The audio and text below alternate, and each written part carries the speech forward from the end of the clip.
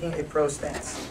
Imagine a system free of prejudice, free of influencing factors, a clean-cut system that is fair and honest. This is zero tolerance. Imagine over the course of history many a decision has been decided upon race, sex, gender, or sexual orientation, outside influences, and a plethora of other reasons. But in a system of zero tolerance, all these factors become irrelevant. Now imagine a system that makes schools safer.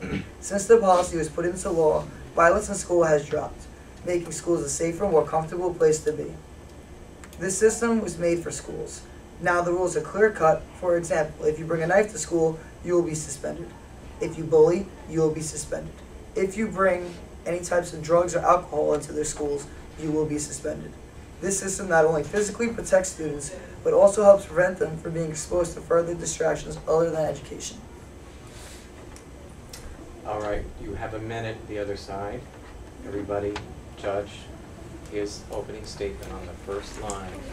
1, 2, or 3. Clarity, persuasiveness, depth.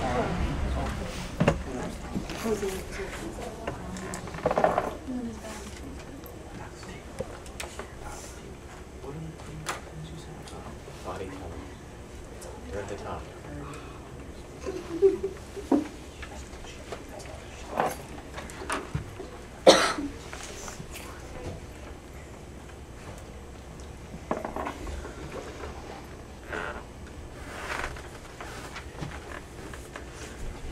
Time. The Zero Tolerance Act was initially made to protect students from the use of weaponry responsible to the Columbine shootings.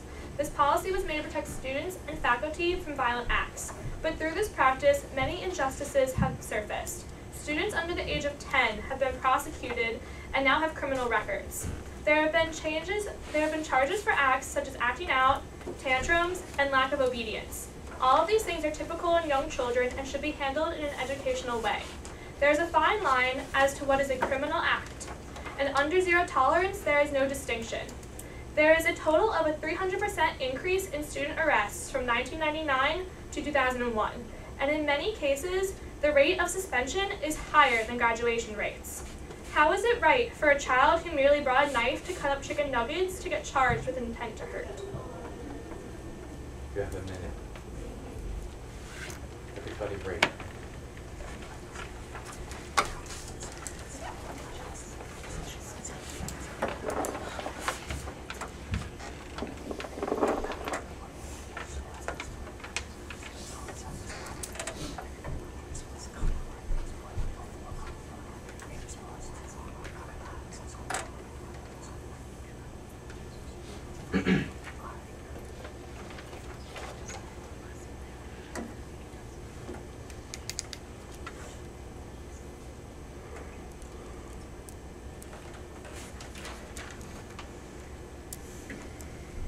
Time. In a zero-tolerance policy, you can never be too safe. Ensuring the safety of schools is #1 priority.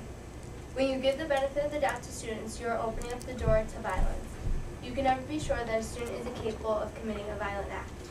For example, former Marine Charles Joseph Whitman in 1966 killed 13 people at the University of Texas.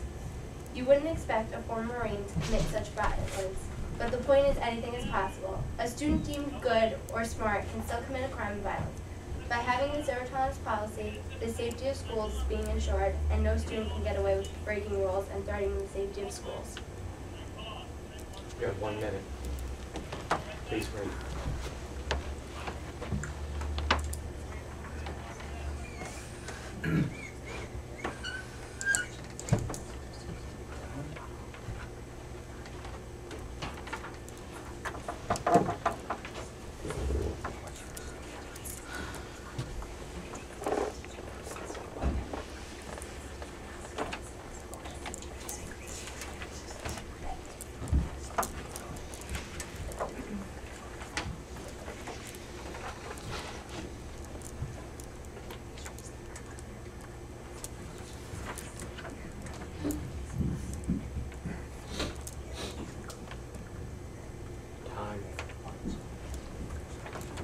If you're saying that zero tolerance makes schools safer, that can be true if the act is indeed violated that they are being suspended for. But what happens frequently is that students who go to schools where they use zero tolerance policies are often treated like they're criminals, while they may not have criminal intentions. For instance, students have been suspended because if they have fake weapons at school, they're not necessarily saying that they're going to commit violent acts, but they have been expelled or suspended from the schools for this. While it may take away some threat to school, sending them to the streets does not help very much because, first of all, it's taking away their education by taking them out of the schools. So they're resorting to the violent acts, or they're exposed to street influence because they're not in school. They don't learn how to behave properly. They don't learn from their mistakes. They're merely just shown that they don't have a right to education anymore, and that makes the problem worse outside of the school. 1 minute. Can we speak during that minute or just? Wait, everyone has to wait.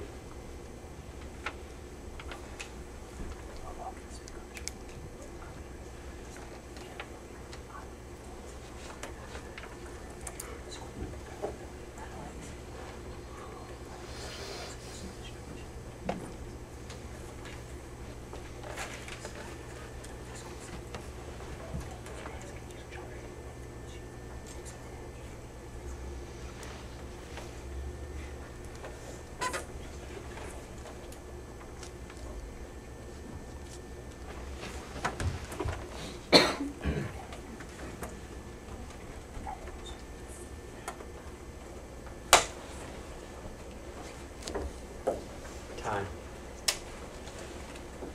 First off, what you guys were referring to was expulsion, which in many cases doesn't happen after various offenses. Second of all, you will never know the intent of a student, no matter what. They bring in a fake weapons paraphernalia that is not only a distraction to the learning environment, but it is also promoting violence, which there is no place for violence in schools. Will never know the intent of the students.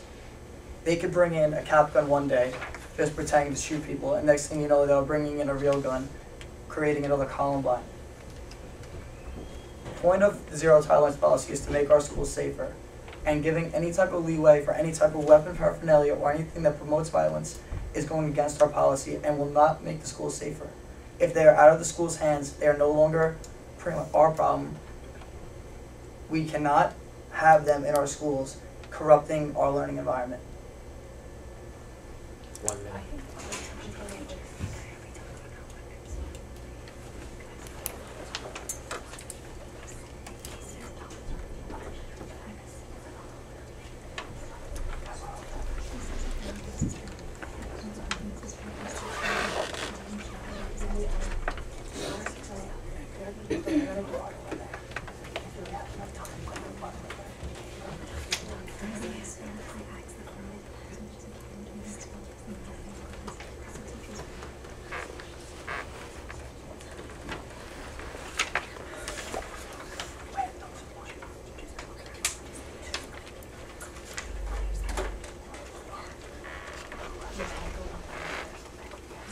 Time. Okay. Actually, there are a lot of expulsions. There are cases where children as young as 6 are being expelled for things that they had no intent of actually harming anybody. And you say that these toys are simply just distractions, but there's plenty of other things that aren't weapons or toy weapons that would also cause them to be distracted. And the zero tolerance policies are too generalized because these students are not having an opportunity to learn how to behave in a school environment when they're being treated this way as young as kindergarten at age 5 and 6. They're still at an age where they don't understand the whole authority and student relationship with the teachers. And by having a zero tolerance policy, it takes the power away from the teachers to settle small disputes in the classroom at young ages that could be used as a life lesson rather than the situation being taken directly to administrators for the student to be suspended or expelled. It's an important learning stage for the students to interact with others and how to listen to the other authority. And if they are even suspended for a few weeks at a time, they're being taken out of that situation and they're not giving the opportunity to learn how to act in the classroom. 1 minute.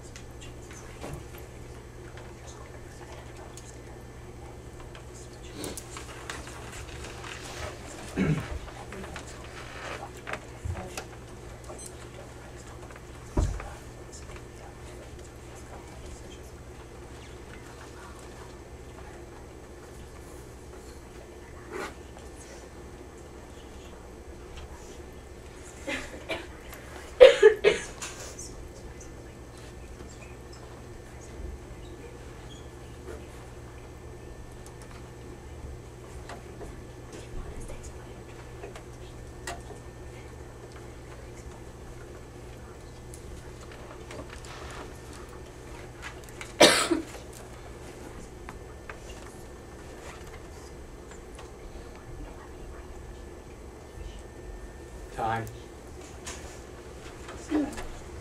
Okay. When kids get suspended, it's the time given to those kids for them to reflect on what they did wrong. So the main point of zero tolerance is to save kids that could be shot. So punishing one kid to save 13 lives is way better than losing those 13 kids from one suspension. And zero tolerance policies also give consistency of school discipline to students, and it also provides clarity of the disciplinary message displayed to students. Consistency is key to changing any type of behavior. We can all agree on that, right? Letting students know that their harmful or aggressive behavior will not go without punishment is essential to addressing the rising violence seen in youth. Students and staff will feel safer because they know steps will be taken to discipline aggressive and harmful behaviors. Along with that, a safe school environment will be ensured. 1 minute.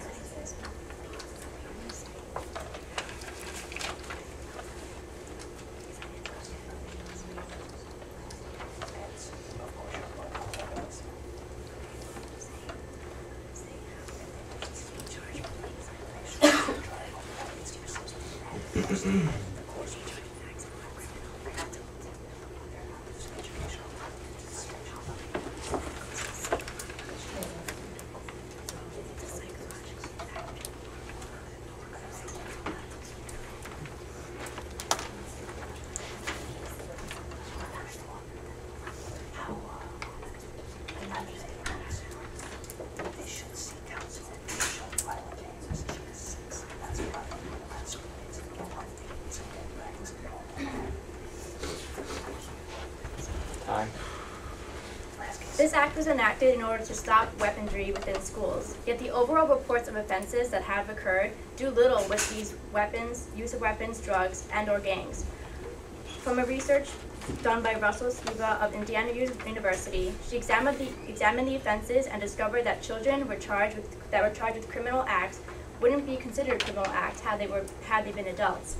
Most were due to the lack of attention, acting up in class, and tantrums that you would expect from a child who was learning within a school setting. A 14-year-old was charged with strong-arm theft for stealing someone's lunch and lunch money. How can that be a criminal act? And how can you send this child to juvenile facility with people who have committed murders, who have done far grander things than this child has done? Removing a child from the school does more harm than good. Psychological impacts can be very harmful. The American Psychological Association stated in 2006 that the U.S. was not effective in decreasing violence, but in increasing depression and alienation. These children don't want to go back to school after they've been charged with criminal acts for simple things. A six-year-old was charged with sexual harassment just from running out of the bathroom with no pants on because they needed assistance from a teacher, and they were punished under this act. Clearly, they were not carrying a weapon, doing anything that involved any sort of drug usage or selling. How can you put a child like this and make them a criminal when they clearly weren't? And how do you expect them to go back to school with the same confidence that they had previously and expect them to excel? Thank you. 1 minute.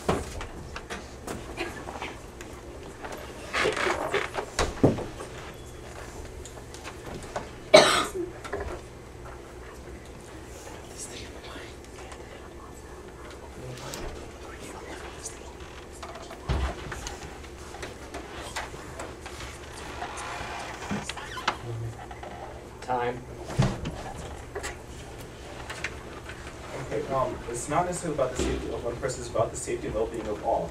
And zero tolerance is supported by 80% of Americans and many state legislatures. Zero tolerance was brought from, well, in the 1990s, there was a string of violent acts once a month. And after the creation of zero tolerance and the act of zero tolerance was passed, there was 56 violent deaths that took place. That number dropped to 5 by 2001 to 2002. Many districts have expanded their zero tolerance policies in order to cover violent behavior.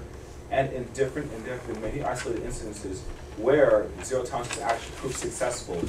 In the Henry Foster Senior High School in Tacoma, Washington, there was a zero tolerance program that was used towards fighting. After a year, there was a 95% drop in violent acts. It did not end there. Also, freshman enrollment increased because of the increased safety. Also, there was a study placed on the Long Beach Unified School District, which revealed decrease in fighting, assaults, vandalisms, and weapons possession as a result of a district-wide implementation of a dress code policy. It was also further supported by an experimental study performed by Belling, where 200 students and 20 teachers were asked to rate perceptions of behavior, student achievement, and academic potential of students conforming to a dress code and answering to a zero tolerance policy. Both students and teachers rated students in uniform and who conform to a zero tolerance policy to be more behaved and academically successful because schools are viewed as more businesslike and calmer. Also, there were drastic decreases in weapons possession via suspensions and expulsions. Between 1997 and 1998, these expulsions decreased from 5,724 to 3,930. 1 minute. Pro side, the next time is your last round.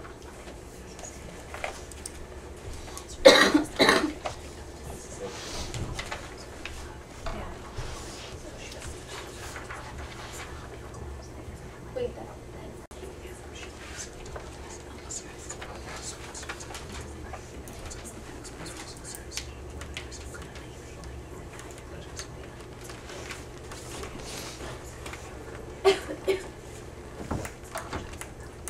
Time. There are places like Maryland, Colorado, Philadelphia, and Chicago that are already moving away from zero tolerance, Maryland being an example of one of the top states for education rates in the country. So not all places are going with zero tolerance, but zero tolerance is, like you have said, is an automatic code for punishment. Zero tolerance means they will be punished. But what about the victims who are just protecting themselves? Almost 85% of LGBT youth are verbally harassed, and 40% are physically harassed. So when these kids are coming to school trying to protect themselves from being bullied, they're also being equally as punished. There's a study that says LGBT youth are also 40% more likely to receive harsher punishment than their peers. So what are they learning by also getting suspended and expelled if they were just trying to protect who they are and trying to stand up for themselves? The people who are also bullying them, yes, they do get punished, but sending someone who is bullying someone to, say, military boot camp is not going to make them understand what they did wrong. It's just going to make them maybe a better bullier going to boot camp, make them hate the person who sent them there more. Also, these victims who are just trying to protect themselves are also being sent to boot camp and being sent to jail and detention centers. And how is that going to help them believe that what they are and who they're trying to become and just stand up for themselves, how are they going to know that it's okay to be themselves? We're trying to show equal rights, and we're just putting victims away in jail without giving them any sense that who they are is okay. 1 minute. Khan, this is your last round. Pretty much.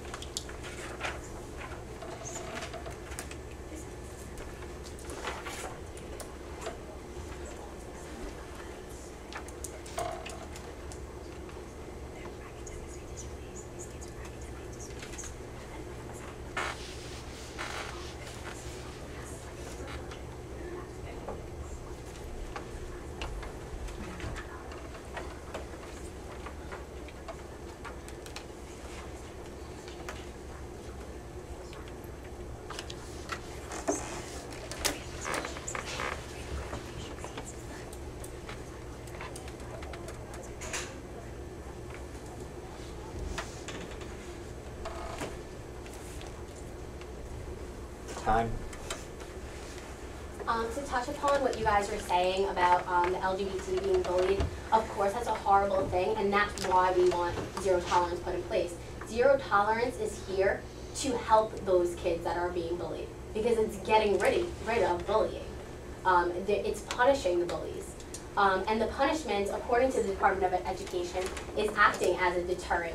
Kids in Florida were expelled for bringing weed to school, and as a result, it acted as a deterrent for the school. And that's why many parents want this as well. It's not only for violence, it's also for bullying, it's also for prejudice, it's also for bringing weapons to school, it's also for drug usage, and it's also to keep people at a level playing field. You know, so this is, the zero tolerance policy is doing exactly what everybody wants. It's helping the kids that are the underdog. And that's what everyone wants. Parents want it because after multiple school shootings, obviously schools have a problem with violence.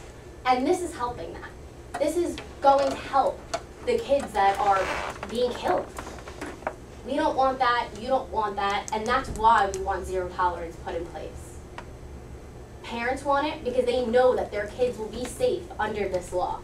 And we want their kids to be safe. We want our kids to be safe. And that's why zero tolerance is a policy that needs to be put in place. 1 minute, last round.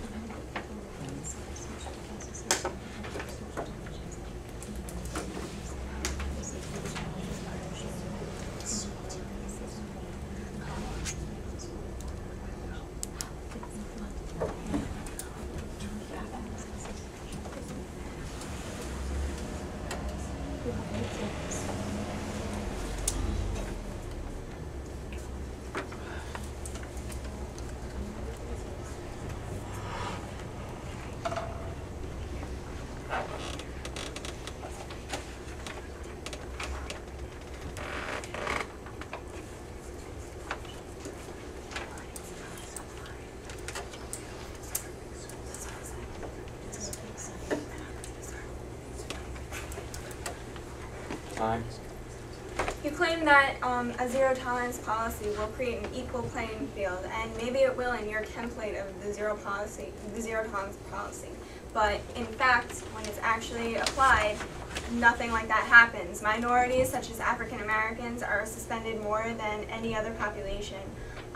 One study found that 18% of the student population in Austin, Texas was African American and 43% was Latino. But African American students accounted for 36% of the suspensions and expulsions, and Latino students for 45%, while white students, who made up the 37% of the population, only accounted for 18% of the expulsions. There's a clear pattern of racist implications of this policy, and that is clearly not an equal playing field. Just to sum up our argument of why zero tolerance is not really effective at all is because in its application, a lot of kids are falling through the cracks. People are getting unjustly suspended, jailed for little things like having a plastic knife in school. Kids who are expelled are not helped. They are allowed to fall through the cracks. They wind up in juvenile detention. And if you recall the video that we watched, Finding Superman, Waiting for Superman, all the kids that wind up in juvenile detention, for all the money we spend to get them through juvenile detention, we could send them to private schools for a year and pay for some of their college. So really, it's just an inefficient policy to have.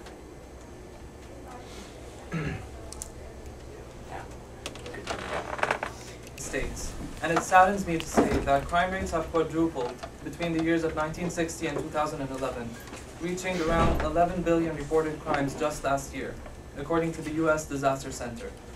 This increase in violence has gone hand in hand with an influx of immigrants to the United States. According to the U.S. Department of Homeland Security, there's been a 360% increase in immigration over the past 60 years. And this percentage doesn't even touch on the cases of illegal immigration. Regardless of the reasons behind immigration, the debate at hand concerns the correlation between this said immigration and violence, as conflicts arise in schools and neighborhoods around the nation. This observation has led quite a number of people to believe that immigrants are root cause of violence. As advocates of this stance, that stricter immigration laws could indeed lessen the incidences of violence in the country, we are going to establish a direct relationship between the two. The numbers alone would lead one to assume a link between immigrants and violence, as studies by the University of Hawaii and others have shown that areas with high numbers of immigrants tend to be more violent than others. For example, Los Angeles, which is more heavily Latino populated, is one of the most crime-ridden cities in the country. Then logically, if the number of immigrants were to be reduced, then so should the incidences of violence. In this debate, we'll go more into the details of how immigrants are involved in drug and gang violence, how taking low-skilled jobs from U.S. citizens sparks violence, as well as establishing how the clash of cultures could lead to violence. By that, we'll show just how imposing stricter limits on immigration would indeed reduce the violence caused in this country. Thank you. 1 minute.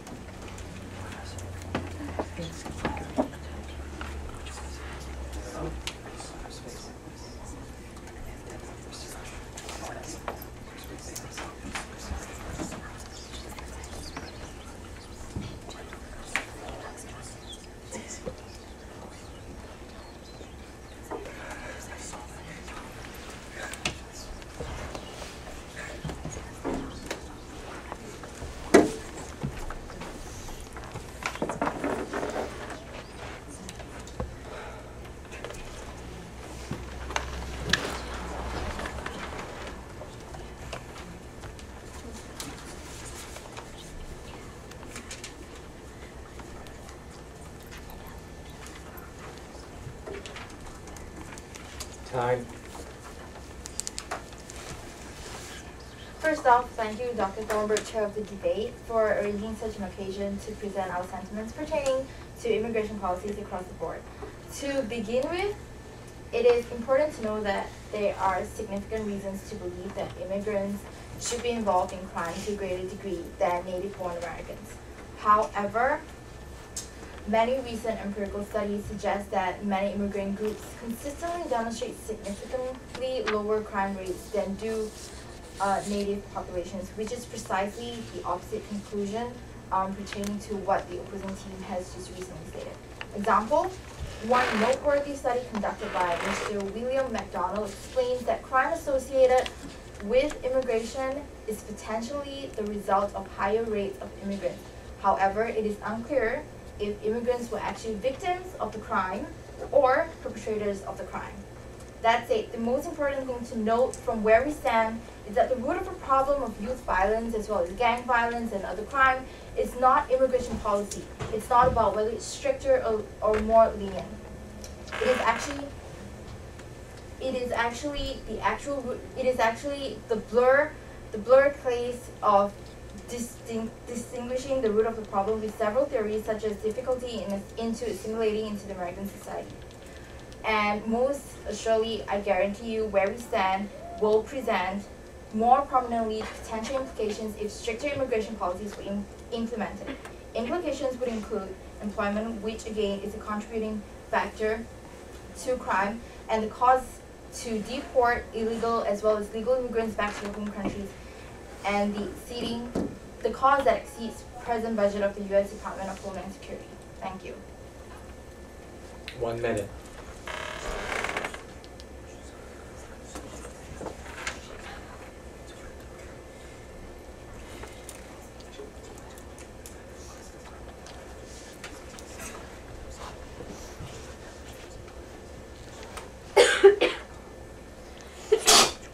Question.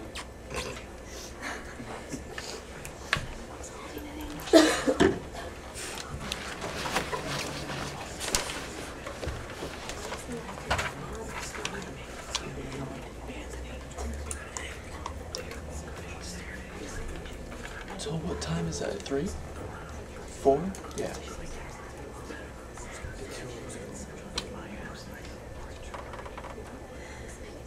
You're not gonna be there? No, I'm gonna be there. But I'm gonna be busy doing stuff.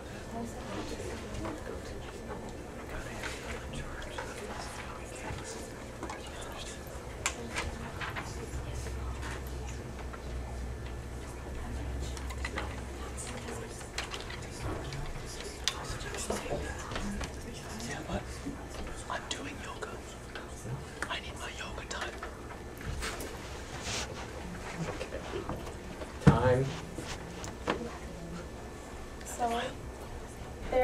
ill treatment of immigrants, and that leads to violence. Immigrants do not have all the rights, the same rights as American citizens. They're always being segregated and treated differently, whether it be by government officials or in the workplace.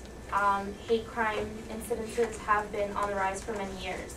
For example, FBI data shows a large increase in anti-Hispanic hate crimes committed in the U.S., rising a staggering 39.67% from 2003 to 2007. Also, what leads to the rising tension between Americans and immigrants is the language barriers. The tension that exists between these two people are a great source of violence. It's a very common scenario when Americans mock the immigrants' accents when they themselves cannot even pronounce the name or names of these immigrants. These immigrants have to sit there and be made fun of for mispronouncing words or for not being able to keep up with conversation with an American. This is definitely one of the most common reasons for violent interactions when it comes to immigrants and citizens. Also, these language barriers pose a challenge in the screening and investigation of domestic violence, because if something does happen, an immigrant cannot clearly tell an official what really did happen. Rather, they have to rely on translators or just nothing comes of it. All this leads to one belief that a lesser amount of immigrants would indeed lessen the occurrences of violence. 1 minute.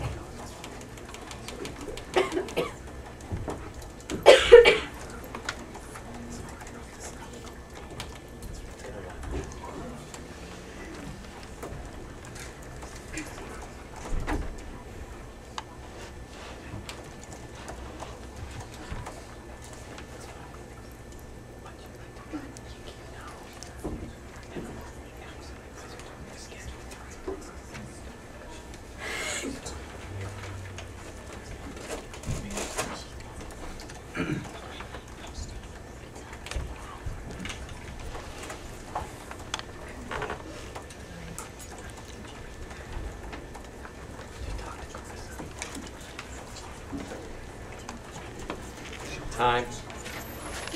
Okay. There are two different immigrants that come into the U.S. There's economic immigrants and refuge immigrants. Economic immigrants come for a better life.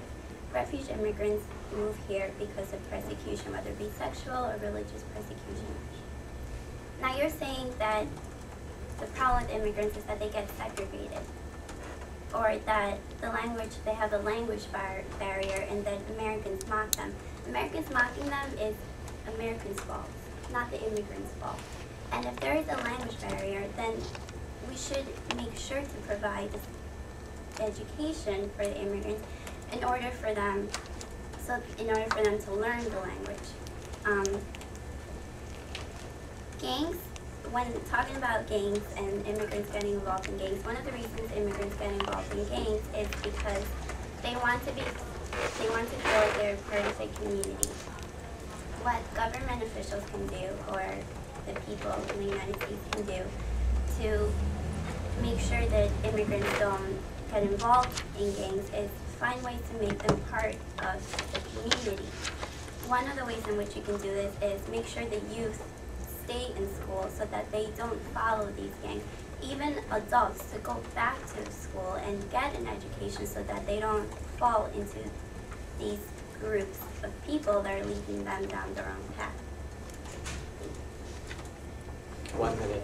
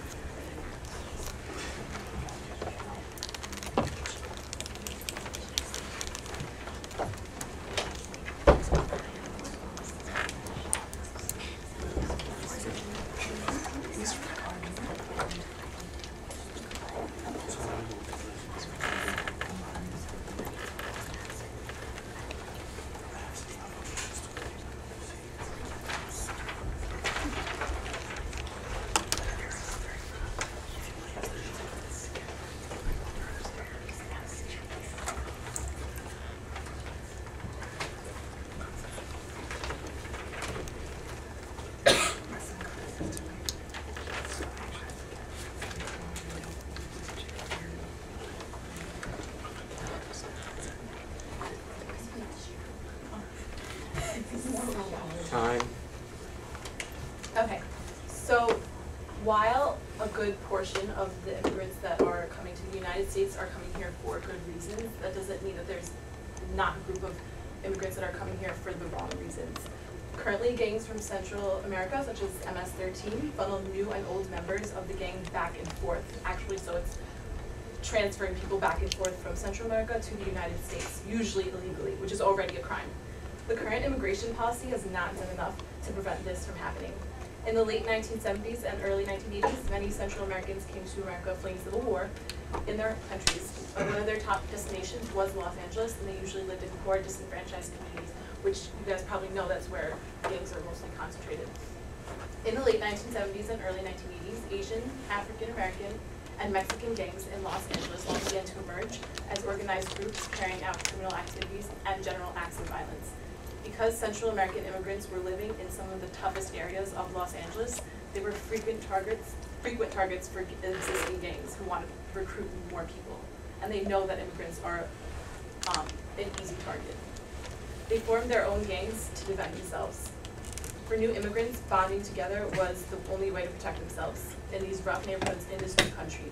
And these groups soon became organized and violent youth gangs. Today, these gangs continue to grow in both the United States and Central America. So a stricter immigration policy would stop the growth and subsequently stop youth violence related to these gangs. 1 minute.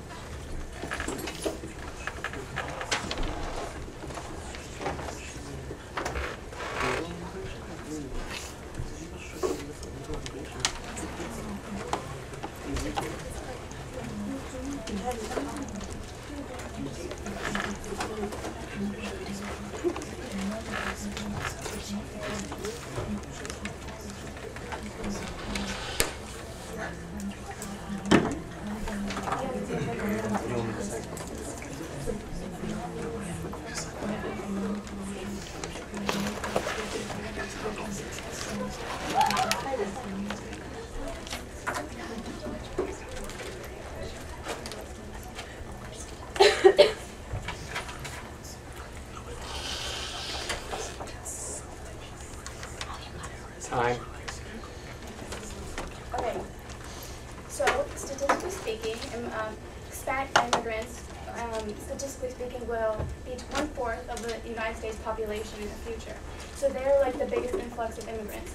Looking at them, the biggest influx is from Mexico because they're right at our southern border. The Hispanic government encourages their constituents to come to America illegally. They publish comic books, they publish magazines on how to get here illegally. They do not want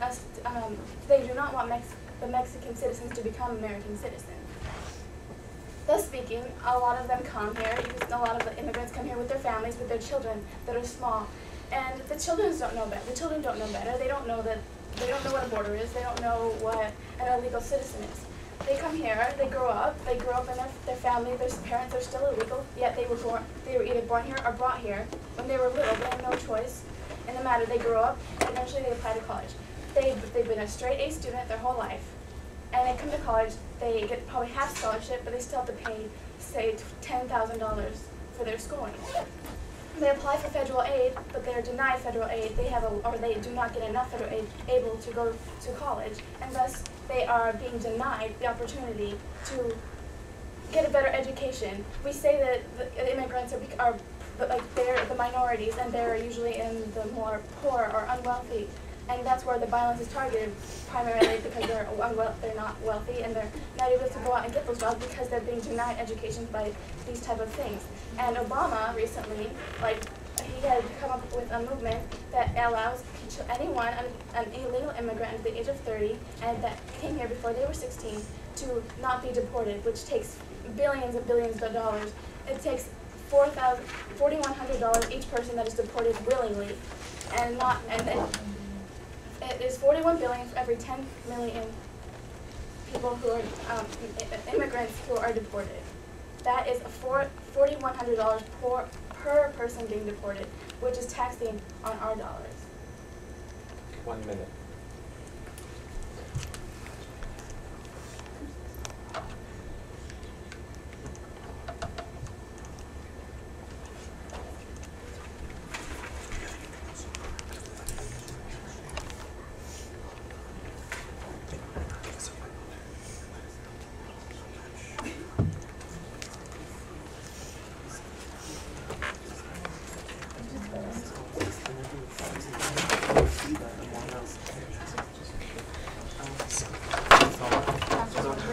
Are we allowed to alternate speakers here with one round?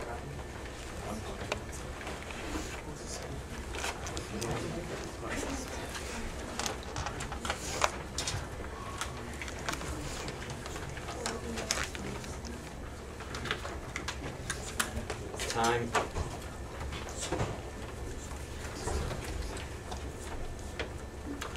Well, you mentioned the numbers of illegal immigrants that are in the country and regular immigrants.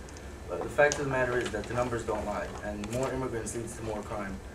These numbers are from 2003. Adult illegal aliens represented 3.1% of the total adult population in the country. By comparison, illegal alien prison population represented a bit more than 4.54% of the prison population. So that's completely disproportionate. Just an illegal immigrant, his presence in the country, his presence in the country is just represented on him being there illegally. They came illegally. So there's no way to screen this person, there's no way to check this person. Illegal immigrants are implicated in an array of crimes, including drug smuggling and distribution, weapon smuggling, violence against persons and property. Many illegal immigrants are actual criminals before they come into the country. They committed a crime in their home country, and then they flee to the United States. And because some of them are habitual criminals, they do impose a harsh financial cost on local taxpayers who must pay for the new jails and increased law enforcement. The burden on tax-based resources, costing taxpayers billions of dollars. Almost all immigrants will start out earning very low wages, and unless they get additional education, which is very hard, they stay in these low-paying jobs. 1 minute.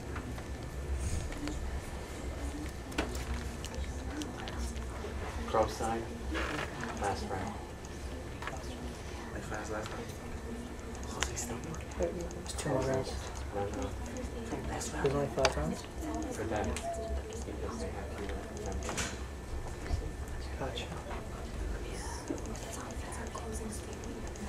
Together.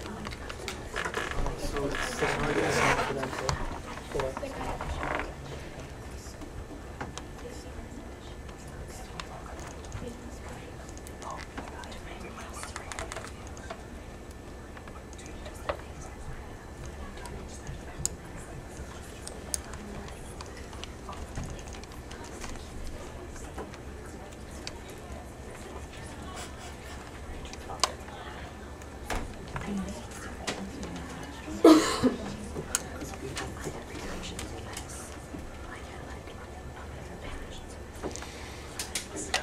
Time.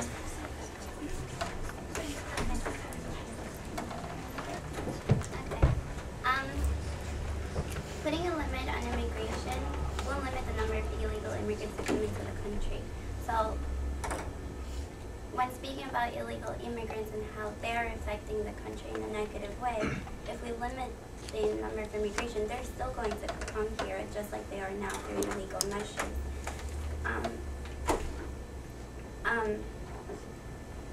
Immigrants, although they're still adding to our economy, so in a way they complement our economy because statistically speaking, Americans make a certain amount, and then as far in education they're in the middle range, and then immigrants either have higher education or lower education, so they complement our education system. As far as the economy, although they are immigrants, they're still paying taxes. Even if they're illegal immigrants, they're still paying taxes on whatever they buy. Illegal immigrants, usually those who are economic immigrants, come here for a better life. They take jobs with the Americans, but they take unskilled jobs that Americans don't even want. That most Americans don't even want to do. 1 minute. Khan, this is your last round. Yana, this is your last round. This coming up is your last round. But I didn't speak. So you speak? You can both speak? Yeah. Matthews, they only have 4 people. Dr. Thornburg. Brooks says hello. Who? Brooks.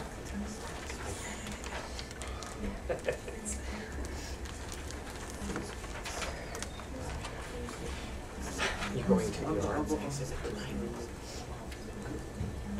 I'm going to the Norway thing tonight. Oh, that's right, it is. Okay.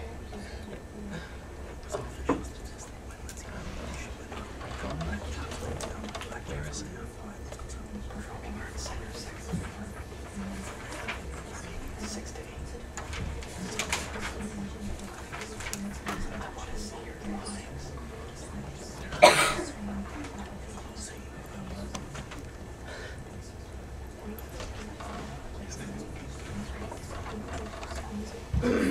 Time. So when Latinos come to the United States, especially if they are illegal, they take on the lower skill jobs. This reduces competition for these low skill jobs. This increased completion hurts blacks in a community because the Latinos, particularly if they are illegal, will work for much less pay, therefore becoming a much more attractive choice to an employer. When unemployment increases, so does crime. There is clearly a direct link between Latino immigration and black violence, and the link is most prevalent where blacks lost jobs to Latinos in low-skill markets. Stricter immigration policies would control how many Latinos, legal or illegal, enter the country. This would decrease competition for low-skill jobs, which in turn would lead to a decrease in violent crimes. Also, unfortunately, our tax system is set up to keep low-income people from paying taxes. If they're eligible for the Earned Income Credit and Child Tax Credit, they may actually even receive money back from the government without paying a cent into it. Poor individuals are also far less likely to have health insurance, a retirement fund, or backup savings in case of job loss. In other words, the level of government resources required for Social Security, healthcare, welfare, and unemployment compensation will be increased heavily for a group that pays little to no taxes. Illegal immigration also uses government services. For example, most without health insurance will go to clinics or hospitals for medical care. Also, many of these facilities are funded in whole or part by tax dollars, such as the education system. Some undocumented workers send their children to public schools or collect government assistance, even if they're not paying into the tax system that supports these services. Also, on top of that, although they do make money and pay taxes, they send a large amount back outside of the country, outside of our system, such as from where they came from. They send money out of the country back to their families, and according to the Inter-American Development Bank, nearly 90% of immigrants living in the District of Maryland, for example, regularly send money to their home countries, totaling an estimated $2.2 billion per year. And Mexico this year will receive about $24 billion from immigrants living in the United States. So there's a direct correlation with the amount of immigration and the violence. So if there are stricter limits placed upon immigration, violence rates will go down. 1 minute. Both a round in response and your closing argument. 2 different people can speak.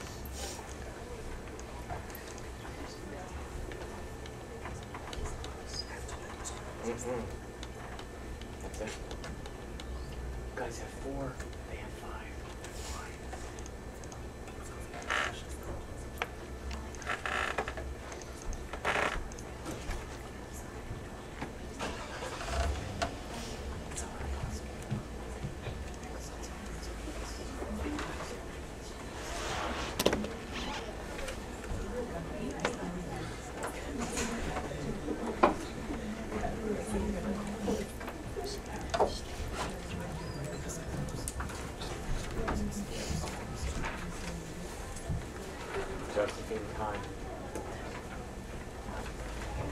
So, in response to Carla's statement, sending money back to people from, like, say, their homeland has nothing to do with the violence. And correlation with that has nothing to do with cause and effect of violence.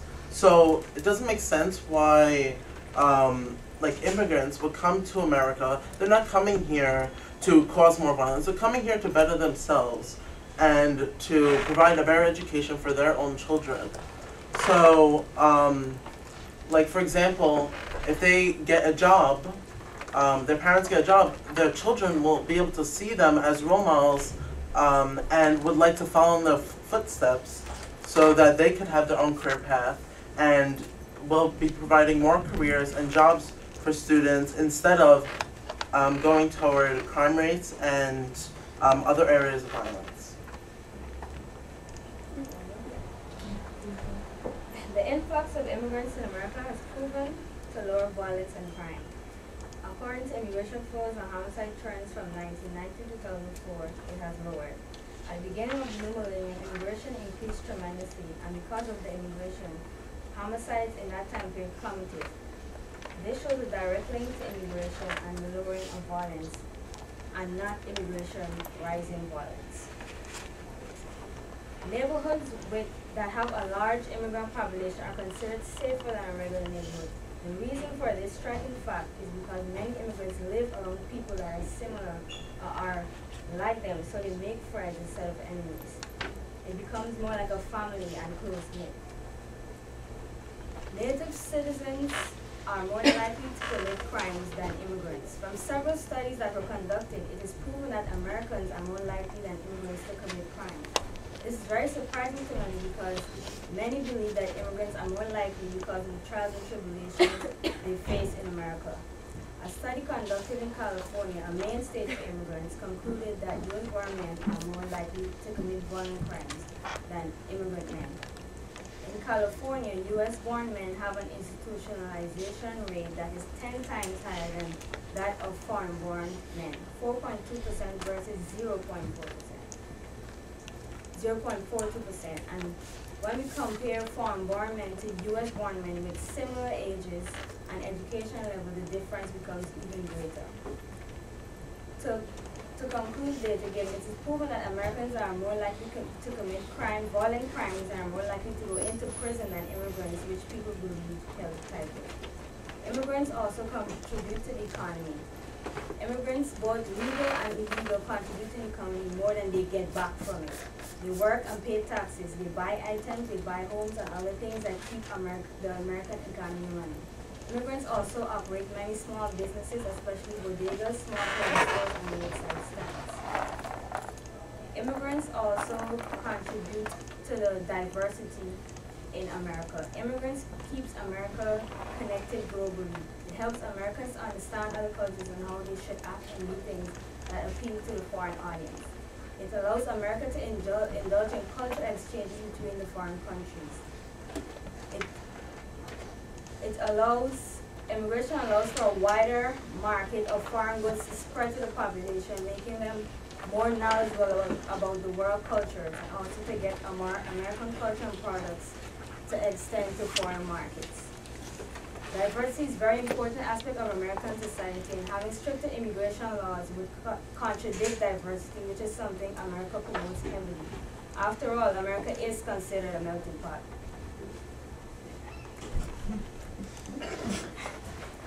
Before you move